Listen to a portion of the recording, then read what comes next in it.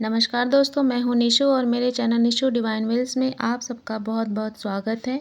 तो दोस्तों, कैसे हैं आप सब? आई होप आप सब लोग अच्छे होंगे, स्वस्थ होंगे और मस्त होंगे। तो दोस्तों, आज की मेरी वीडियो का टॉपिक है एकादशी। एकादशी क्या है और इसके पीछे की क्या कहानी है, इसके क्या नियम हैं, क्या मतलब है, तो इसके बारे में सब मैं जानकारी आप लोगों को दूंगी। दोस्तों, हर माह कृष्ण और शुक्ल पक्ष की दशमी तिथि के अगले दिन एकादशी मनाई जाती है। पंचांग के अनुसार इस साल सावन माह के कृष्ण पक्ष में पड़ने वाली कामिका एकादशी जो है वो दोस्तों 31 जुलाई को अभी बीती है और इस शुभ तिथि पर भगवान विष्णु और धन की देवी माँ लक्ष्मी जी की पूजा अर्चना की जाती है। दोस्तों, आइए जानते हैं कि भारत में एकादशी क्या है। एकादशी तिथि भगवान विष्णु की पूजा के लिए समर्पित है। एकादशी की तिथि को व्रत रखकर विधि विधान से भगवान विष्णु की पूजा अर्चना की जाती है और ज्येष्ठ माह में वर्ष की सबसे कठिन मानी जाने वाली निर्जला एकादशी का व्रत रखा जाता है और यह व्रत ज्येष्ठ माह के शुक्ल पक्ष की एकादशी को रखा जाता है। दोस्तों, इसके पीछे की क्या कहानी है, आइए वो भी जानते हैं। पौराणिक कथा के अनुसार योगिनी एकादशी के दिन भगवान विष्णु की पूजा और व्रत करने से व्यक्ति को मृत्यु के बाद स्वर्ग की प्राप्ति होती है। भगवान श्री कृष्ण ने खुद युधिष्ठिर को योगिनी एकादशी के महत्व के बारे में बताया था और ऐसी मान्यता है कि जो इस व्रत को करता है उसे पृथ्वी पर सभी तरह के सुख प्राप्त होते हैं। दोस्तों, एकादशी व्रत के बारे में जैसा कि आप लोग सब जानते ही हैं, अभी मैंने बताया। एकादशी का अर्थ क्या होता है, आइए उसमें भी थोड़ा प्रकाश डालते हैं। दोस्तों, संस्कृत में एकादशी का अर्थ होता है 11, जो कि चंद्र मास में बढ़ते हैं और घटते चंद्रमा के 2 पखवाड़े के 11वें दिन होता है। भगवत गीता में एकादशी का उल्लेख उस दिन के रूप में किया गया है जब भगवान कृष्ण ने अर्जुन को एकादशी का महत्व और इस शुभ दिन पर व्रत रखने के तरीके बताए थे। दोस्तों, एकादशी क्यों की जाती है? एकादशी का व्रत भगवान विष्णु की आराधना को समर्पित है और इस एकादशी का व्रत करके श्रद्धा और सामर्थ्य के अनुसार दान करना चाहिए। इस दिन विधि पूर्वक जल कलश का दान करने वालों को पूरे साल की एकादशियों का फल मिलता है और इस प्रकार जो इस पवित्र एकादशी का व्रत करता है वह समस्त पापों से मुक्त हो जाता है।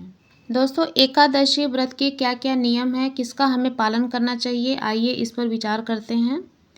दोस्तों, एकादशी से एक दिन पहले सात्विक भोजन करें और नाखून, दाढ़ी और बाल काट लें और एकादशी के दिन ब्रह्म मुहूर्त में उठकर स्नान करें और पूजा कक्ष को साफ करें। व्रत और पूजा का संकल्प लें। दिन भर भगवान विष्णु के ध्यान और जाप में लीन रहें।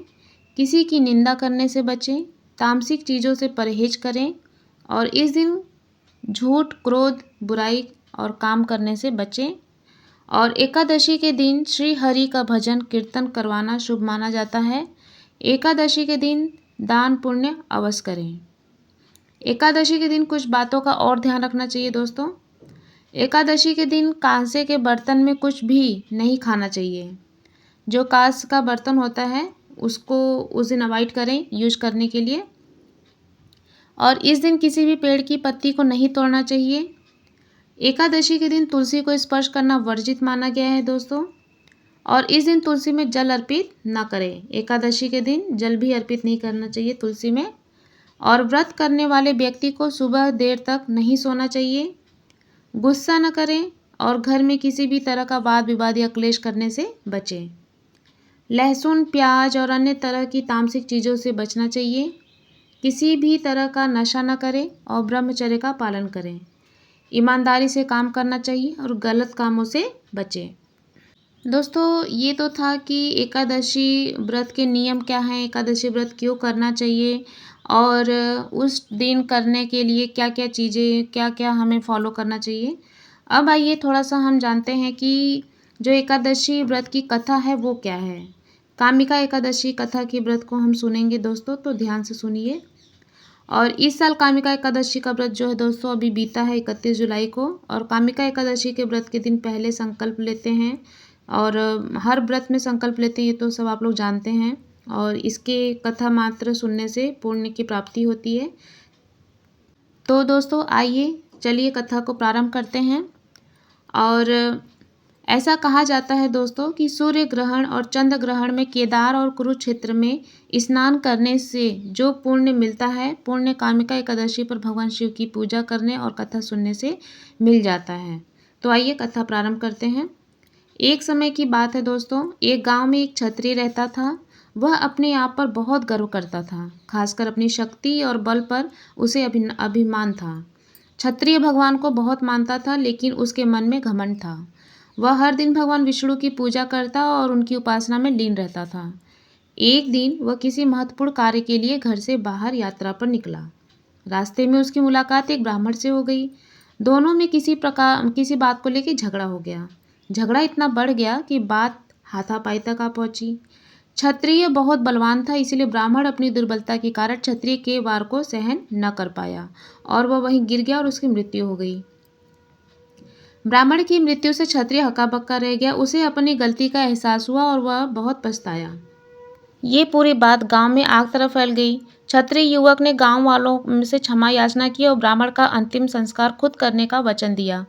लेकिन पंडितों ने अंतिम क्रिया में शामिल होने से इनकार कर दिया। तब उसने ज्ञानी पंडितों से अपने पाप को जानना चाहा, तो पंडितों ने उसे बताया कि उसे ब्रह्म हत्या दोष लग चुका है, इसीलिए हम अंतिम क्रिया के ब्राह्मण भोज में आपके घर भोजन नहीं कर सकते हैं। यह सुनकर क्षत्रिय ने ब्रह्म हत्या दोष के प्रायश्चित का उपाय पूछा। तब पंडितों ने कहा कि जब तक वह सावन मास के कृष्ण पक्ष की एकादशी तिथि को विधि पूर्वक भगवान विष्णु की पूजा नहीं करता और ब्राह्मणों को भोजन नहीं कराता और दान दक्षिणा नहीं देता, तब तक वह ब्रह्म हत्या दोष से मुक्त नहीं हो सकता। क्षत्रिय ने ब्राह्मण के अंतिम संस्कार के बाद पंडितों की सलाह मानते हुए कामिका एकादशी के दिन पूरी श्रद्धा और विधि के अनुसार भगवान विष्णु की पूजा की। फिर उसने ब्राह्मणों को भोजन कराया और दान दक्षिणा भी दी। इस तरह भगवान विष्णु की कृपा से वह क्षत्रिय ब्रह्म हत्या दोष से मुक्त हो गया। दोस्तों, कामिका एकादशी का महत्व क्या है? भगवान कृष्ण बोलते हैं, युधिष्ठिर, श्रावण मास के कृष्ण पक्ष की एकादशी कामिका है। एक समय देवर्षि नारद के पितामह भीष्म से इसका महात्म्य पूछा। उन्होंने इस पवित्र व्रत में भगवान विष्णु की पूजा की। पृथ्वी दान, स्वर्ण दान और कन्यादान इत्यादि महादान के फल से विष्णु पूजा का फल अधिक है। जो फल मनुष्य को अध्यात्म विद्या से मिलता है, उससे अधिक फल कामिका एकादशी देने वाली है। भगवान विष्णु को एक दिन एक दल तुलसी का चढ़ाओ तो एक भार स्वर्ण, 4 भार चांदी दान करने का फल मिलेगा। तुलसी के दर्शन मात्र से पाप भस्म हो जाते हैं। वृंदा के स्पर्श मात्र से मनुष्य पवित्र हो जाता है और भगवत चरणों में जो तुलसी अर्पित करता है उससे मुक्ति मिलती है। इस महामंत्र को सुनने से व्यक्ति यशस्वी होता है। तो दोस्तों, इसी कथा और एकादशी के नियम और उपाय के साथ अपनी वीडियो को मैं यहीं पे एंड करती हूँ। मेरी वीडियो आप लोगों को कैसी लगी कमेंट बॉक्स में लिख के ज़रूर बताइएगा दोस्तों। तो मिलते हैं अपने एक नए वीडियो के साथ, एक नए आचार और उपाय के साथ।